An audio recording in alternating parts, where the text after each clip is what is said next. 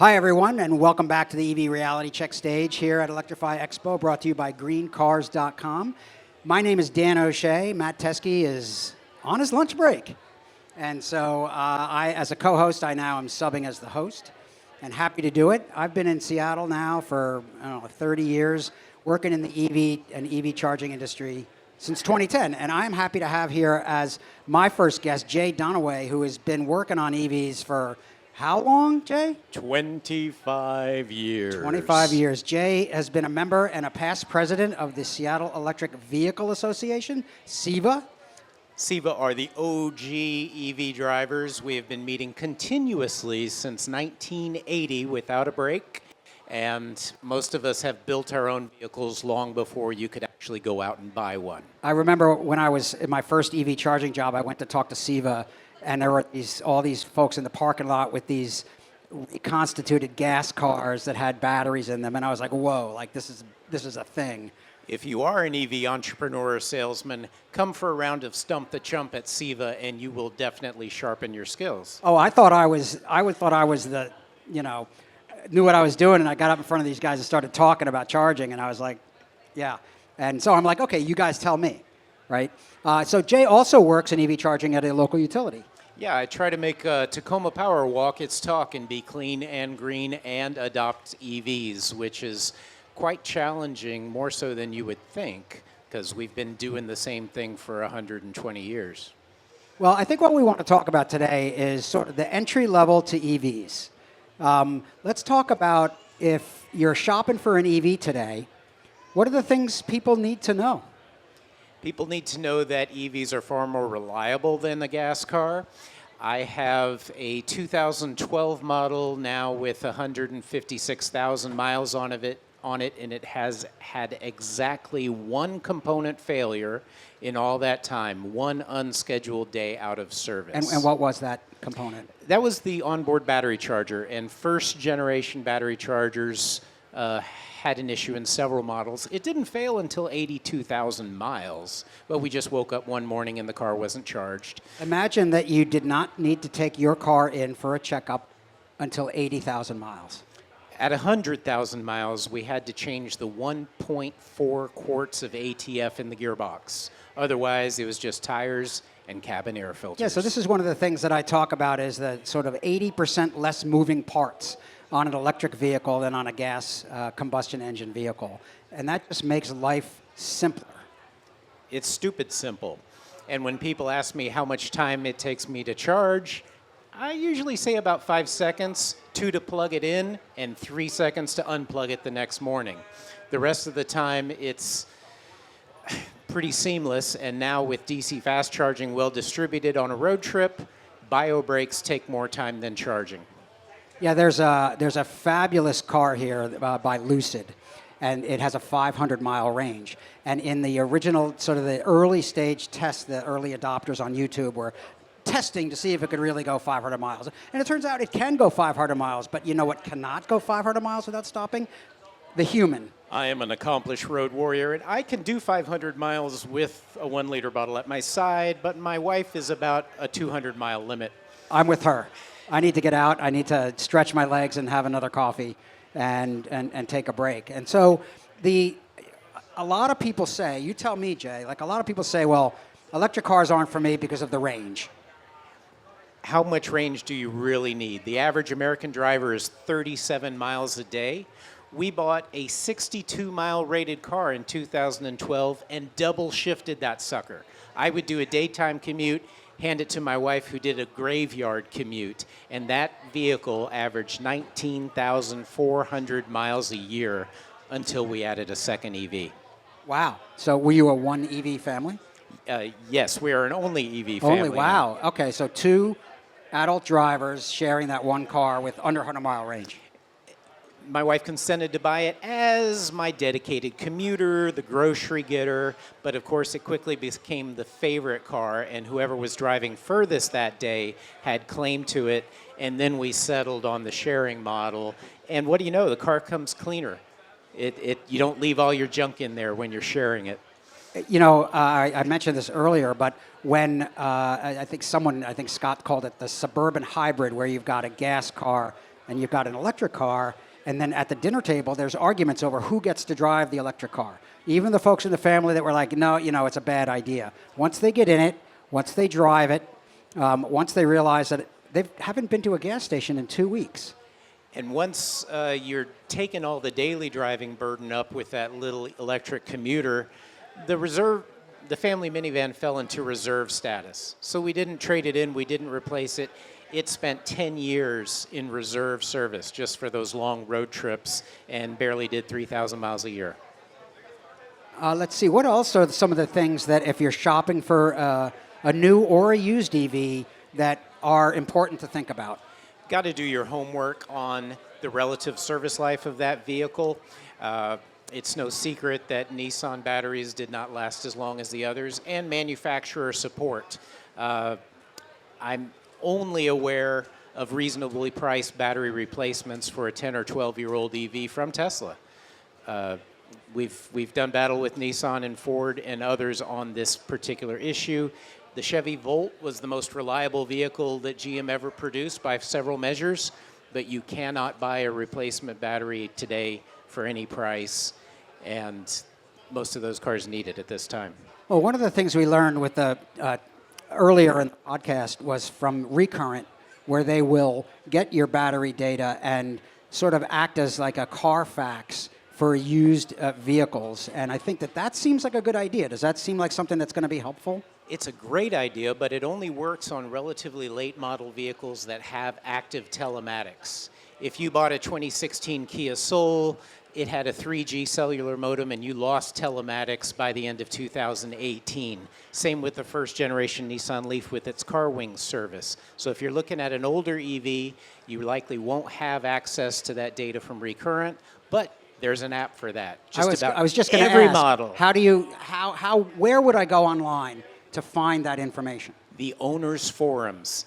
It's not a greatly designed website. They look pretty stale on the surface, but mynissanleaf.com, mykiasoul.com, myfordfocusev.com have wealth of information, and they'll lead you to that app that'll tell you more about your car than you'll ever know from a dealership. In the early days, there was the SEVA Facebook page, and then there's the Nissan Owners Facebook page, which I still belong to. We still use the traditional listserv more than we do Facebook. Okay, all right. Now you're dating yourself. Yes. Let's talk about charging for a second. The difference and the use cases.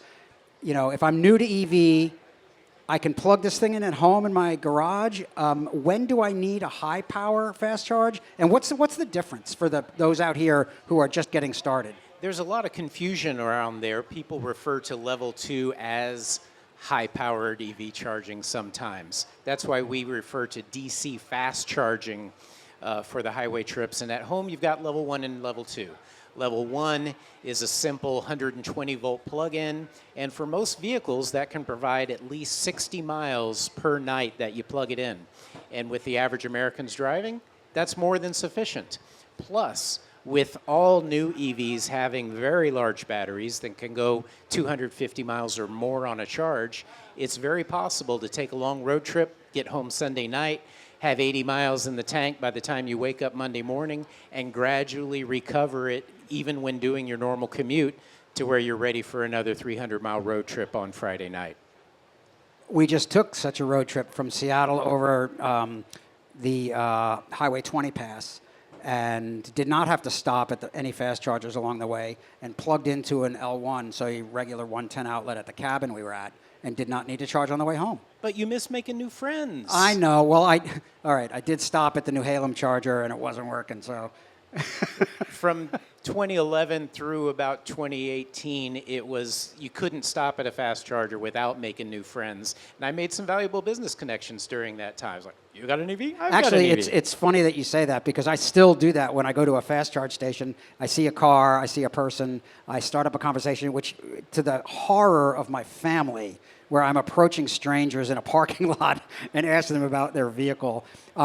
So I'll tell you a story that happened recently at a fast charger near my house. It's at a grocery store. It's a great location. I see this guy and a tow truck, which we used to call the tow truck of shame, right? The flatbed of shame. Yeah. So this guy ran out of power somewhere on the road. It was a Nissan Leaf. It was old, like the old, what would you call it, the bubbly design. The frog. The frog, okay, the frog design. And he had just bought that from a used car dealer that day, and he ran out of juice. He lives in an apartment, and these are the things that you have to think about when you're looking for a car. Do you live in an apartment, and are you allowed to have a charger? Is there a place to charge up? And if not, do you have fast chargers in the area that you can use, or you're charging at work? Well, this poor guy got such a great deal. This car was like $3,000, okay? And he knew that he only drove a certain amount every day, but he drove too far that day. He had it towed to this place, and we were going to plug it into the fast charger. And I just went over and said, hey, do you guys need some help? Because they looked like they were trying to figure stuff out. And they told me the story. So we had to push the car into the charger that had the specific connector for the Leaf. So I pop open the charge port, no DCFC port. Oh, the stripper model, the base model. In the Leaf vehicles, you have a fast charge port, and then you have the regular level 2 port that you can use at home. But and they're distinctively different. He didn't need that tow truck. No. He didn't need the tow truck. He just needed a friend with a rope. Yeah, Reach yeah. in on a rope. So, will get you it home just every goes to time. show you, like, the sort of basic stuff that you need to research as you're looking, going to the SIVA and or some of these Facebook groups or other social media groups where have previous owners, people who have owned some of these vehicles. They're happy to answer questions. It's a really good forum. You do not have to approach strangers in the parking lot. And similarly, does it have DC charging? What standard does it use? Unfortunately, the Nissan Leaf has the CHAdeMO standard, which is rapidly disappearing from the marketplace. It's the original and the best, but once again, the Japanese makers followed the Beta versus VHS model, and they lost the standards war. And if you want an adapter, you're going to spend $900 to get a CHAdeMO to CCS adapter. The charging standard for fast chargers is a little bit like the drawer in your home office with all the different plugs for all the different laptops and phones you've ever had. Sadly, right? The industry could not get it together to come up with one fast charge standard. They did for level 2, all right? So there is the plug that is on every vehicle. And if you have a Tesla, every Tesla owner has the little adapter that fits in the glove box. You can hold it in the palm of your hand. It's been very simplified over the decades. And now there's, as Jay said, the Japanese CHAdeMO standard is going away. There's still 2 standards when you pull up to a fast charger. There's what's now called the NACS, which is the Tesla standard, the North American Charging Standard.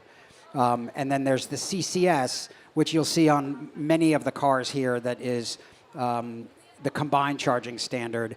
And you'll know, I mean, this is one of the things you'll know when you buy the car. And there's adapters also for those. And what's going to happen is pretty much all of the vehicle makes and models that you see here within 2 years is going to have that North American charging standard port on the vehicle. But ironically, like any corporate merger, the end product was a compromise. And this NACS standard that looks just like a Tesla plug is incompatible with early model Teslas because it originally spoke the protocol of the car, but CCS went with obsolete home automation protocol from the 90s, and now the Teslas have been modified to work with that. So these are some of the complexities that sometimes get over-amplified in the EV charging space, the other one being like, these batteries are going to end up in a landfill in 10 years, or no, they're not. The car, and they're not. We have talked about that already, about the 20 to 30-year life cycle of these batteries, even after they come out of the vehicle.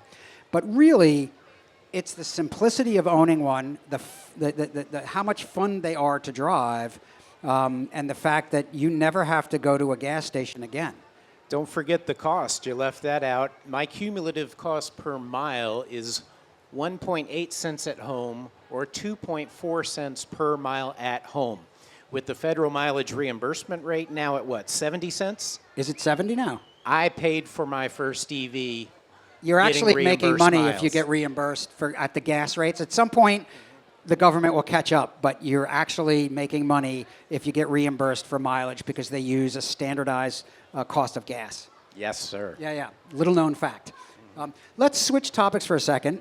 In his day job, Jay works for Tacoma Power and works on deploying EV charging in a variety of settings.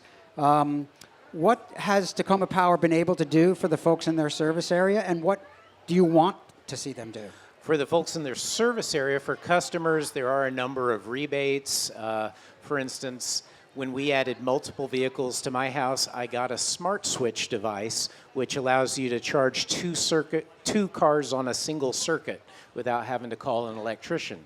And you can set it to share current between the two, or set VIP status for plug A, and only when car A is finished will car B be energized. So that saved a good $800 just in having to add another circuit. And then in our fleet, first we got the Ford Lightnings, then just a week ago, we got delivery of a heavy-duty dump truck that is pure battery electric, and we're adding battery trailers that will enable DC charging and emergency service far from home. That sounds like a lot, actually. That's really good to hear, especially the trucks, because the folks that I've talked to that do work that requires medium-duty heavy trucks up to like Class 6. They're like, haven't been many out there, and now they're coming. The fact that Tacoma Power has bought one, these trucks actually not only can they do the job, they do a better job. The torque and the power, especially for, say, a utility that needs to go up to work on some towers and things like that. These vehicles they are going to be the best all-wheel drive, four-wheel drive vehicles ever. The torque is incredible, and when you're going off-road, you don't have to worry about setting the grass on fire either. You also sneak up on the wildlife silently, so any of you deer hunters out there? And then, yes, you lose a lot of range when you're towing a heavy load, and especially, for instance, I used a Ford Lightning to tow the world's quickest EV to the Greenwood Car Show from Portland, and we had some dually diesels try to challenge us going up those long grades. Right foot into it, they were gone in 6 seconds flat. It was a thing to behold. But the upside you get is you don't heat up your brakes because you're using all that regenerative braking when you go downhill. And one of the first really successful commercial applications was a huge off-road truck at a mountaintop removal mine. They never had to plug it in because they're full heading down and empty heading up. Wow. One of the things that people don't realize is the regen is basically you're driving around a little power plant. So you can actually we would do a lot of hiking, so we drive up and the battery goes down, and on the way back down to camp, we pick up 50 to 70% of the energy that we use to get up to the hike and the climb. And at 156,000 miles, my front brake pads are still in great shape too. Yeah, so before we wrap up, I wanted to ask you one more thing about school buses. School buses. Do you guys work on school buses at Tacoma Power, or is that a thing that the school districts have talked about? And the reason I ask is because school buses sit idle most of the time, and they can be combined together using a technology called vehicle-to-grid or bidirectional charging. And imagine that a school district can power the entire neighborhood they're in and even maybe make money from the utility. School buses are a perfect use case. And that vehicle-to-grid comes in, especially with local PSC customers. They pay a little bit more for demand charges, and peak demand of a building, when you're paying for how much electricity you want right now, not how much energy you consumed, is quite expensive. It's about 40% of a school's electric bill. Well, one electric school bus could virtually eliminate that 40% of a bill and pay for itself in the course of a school year, because peak demand is never when the kids are on the bus. It's when the kids are in the building and the bus is sitting idle. Yeah, this is one of my favorite use cases for battery electric buses, for battery electric at all, and especially for vehicle-to-grid charging. Is there any other kind of tidbits that you want to get across to folks that are here at the expo, that are shopping for cars or even electric bikes? Vehicle to home is still a few years away for most of us, but vehicle to load is very rapidly becoming possible. So, for instance, I drove here in my 1998 Ford Ranger EV from the factory, but I didn't have the range to get it home. I recharged that truck from a Ford Lightning during the morning event and didn't have to stop at a charge station. So peer-to-peer. Peer-to-peer, and you can power your campsite. You can power part of your house through a power outage.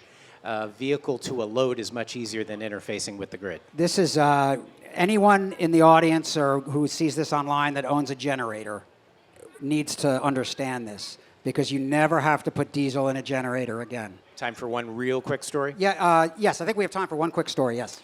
Big ice storm. I think it was 2005. I opened the window to hear some racket, and my good neighbor Randy, balding, jacked up diesel pickup truck, is idling that monster on his front lawn, shining the high beams through the front windows. I lifted the blind so he could see my big screen TV turned on and said, Randy, why don't you shut off that noisemaker? Come over here. We're popping some popcorn, watching a movie. It's like, oh, you got that electric car crap going, don't you? Shut up, I'll see you in the morning. Well, a year later, his son was driving a Nissan Leaf, and he loves the thing now. Jay's actually a salesman at heart. Absolutely. All right, well, I think we're about ready to wrap up, and I just want to thank you, Jay, for coming over and sharing your well over decade of wisdom. I mean, almost 2 decades, really. 2.5. 2.5 decades of wisdom on electric vehicle. I've learned a lot from Jay over the years, and I'm glad that he's able to come and share that with you. So we'll hang around afterwards. Happy to take questions or talk more.